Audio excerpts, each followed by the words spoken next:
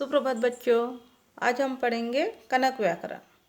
कनक व्याकरण पाठ क्रमांक 7 क्रिया और काल, पृष्ठ संख्या 40। पढ़िए और समझिए। कल राधा ने पौधा लगाया। कल राधा ने पौधा लगाया। राधा और विनीत उसे पानी दे रहे हैं। राधा और विनीत उसे पानी दे रहे हैं। कुछ दिनों में फल लगेंगे। कुछ दिनों में फल लगेंगे, हम फल खाएंगे।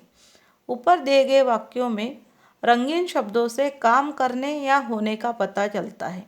इन शब्दों को हम क्रिया कहते हैं।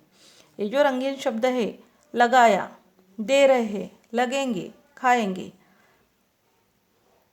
ये क्रिया हो रही। पौधा लगाने की यहाँ पे क्रिया हो रही। जो क्रिया होती है वाक्यों में रंगीन शब्दों से काम करने या होने का पता चलता है। ये जो शब्द दिए हैं इससे कौन सा काम हो रहा है उसका पता चलता है। कुछ दिनों में फल लगेंगे, हम फल खाएंगे। समझिए, जिन शब्दों से किसी काम के करने या हित होने का पता चलता है उन्हें क्रिया शब्द कहते हैं। जैसे खाना, पीना, हंसना, खेलना, पढ़ना, लिखना आदि। काल, क्रिया के जिस रूप से काम होने का समय का पता चलता है वह काल या समय कहलाता है। जैसे कल पौधा लगाया, काम हो चुका। बच्चे उसे पानी दे रहे हैं, काम चल रहा है। फल खाएंगे, काम आगे होगा। जो समय बीत चुका है वह भूतकाल कहलाता है। भूतकाल किसे कहते हैं? जो समय बीत चुका है। जो समय चल रहा है वह वर्तमान काल कहलाता है। और जो अभी समय चल रहा है उसे क्या कहते हैं? वर्तमान काल। जो समय अभी आएगा वह भविष्य काल कहलाता है। क्रिया के भेद है सकर्मक और अकर्मक। सकर्मक, जिस क्रिया का प्रभाव कर्ता को छोड़कर किसी अन्य शब्द पर पड़ता है उस क्रिया को सकर्मक क्रिया कहते हैं। क्रिया का प्रभाव कर्ता को छोड़कर, क्रिया का प्रभाव कर्ता को छोड़कर अन्य शब्द पर पड़ता है। जैसे गर्वित फल खाता है। गर्वित फल खाता है। यहाँ पे कर्ता कौन है? गर्वित। कर्म क्या है? फल। और क्रिया कौन सी चल रही है? खाने की। यहाँ गर्वित क्या खाता है? उत्तर है फल। यहाँ फल कर्म है। कर्म में कहीं को लगता है, कहीं नहीं लगता है। क्रिया से क्या पूछने पर जो उत्तर आता है उसे कर्म समझिए। जिससे प्रश्न अगर पूछने पर उत्तर आता है उसे कर्म समझिए। क्या पूछने पर जो उत्तर आता है उसे कर्म समझना है।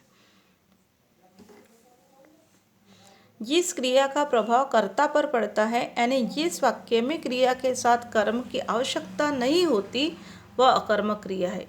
जहाँ क्रिया का प्रभाव कर्ता पर पड़ता है और जिस वाक्य में क्रिया के साथ कर्म की आवश्यकता नहीं होती वह अकर्मक क्रिया है।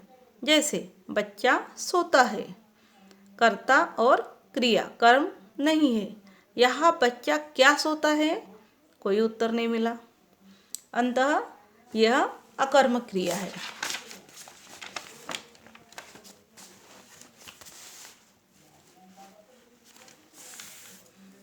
कुछ अन्य उदाहरण। क्रिया के दो प्रकार है, सकर्मक, अकर्मक। सकर्मक खेलना, पढ़ना, बजाना, खाना, पीना, देखना, लिखना, देखना, सुनना, धोना आदि।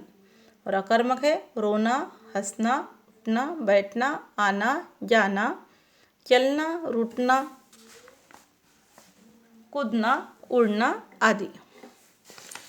क्या हमने सीखा है? कार्य के होने या करने का ज्ञान कराने वाले शब्द क्रिया कहलाते हैं। क्रिया को करने वाला कर्ता कहलाता है। क्रिया के कार्य का फल जिस पर पड़ता है वह कर्म कहलाता है। क्रिया से कार्य के समय का भी पता चलता है। सकर्मक और अकर्मक क्रिया के दो भेद है। सकर्मक और अकर्मक के दो भेद है। अभ्यास। अब लिखने की बारी। चित्र देखकर लिखिए कौन क्या कर रहा है। ये जो चित्र है, चित्र देखकर कौन क्या कर रहा है ये लिखना है। ये क्या है? सड़क है। सड़क पर वाहन चल रहे हैं। एक और लोग साइकिल जा रहे हैं। कुछ लोग बस के इंतजार में खड़े हैं। बच्चे सड़क के किनारे चल रहे हैं। क्रिया के सही रूप भरकर वाक्य पूरे कीजिए। विशाल खाना खाएगा। दर्जी कपड़े सिलता है। दादाजी टीवी देखते हैं। माताजी खाना पकाती है। बच्चे क्रिकेट खेलेंगे।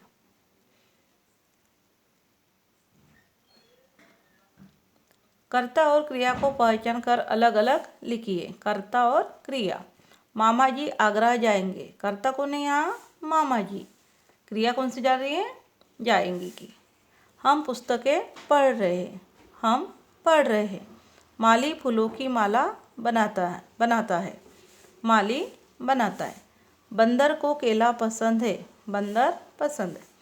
रवि पतंग उड़ा रहा है। रवि उड़ा रहा है। दिए गए वाक्यों में क्रिया शब्दों पर गोला लगाइए और काल का नाम लिखिए। मैं कल विद्यालय नहीं गया था। भूतकाल।